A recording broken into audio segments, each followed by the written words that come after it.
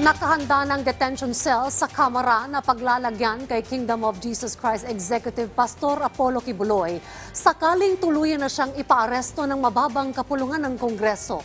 Ipinakita ito sa media ng Office of the Sergeant at Arms.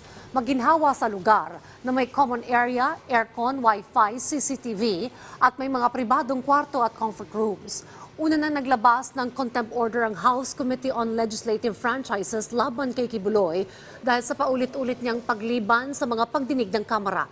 Pero hindi pa ito naisisilbi sa kampo ni Kibuloy dahil humirit sila ng ilang araw bago ito ipatupad. Sa Senado, nilinaw ni Senator Robin Hood Padilla na hindi niya dinedepensahan si Pastor Apollo Kibuloy. Ayon sa Senador, pinaira lang niya ang mga nasa rules ng Senado.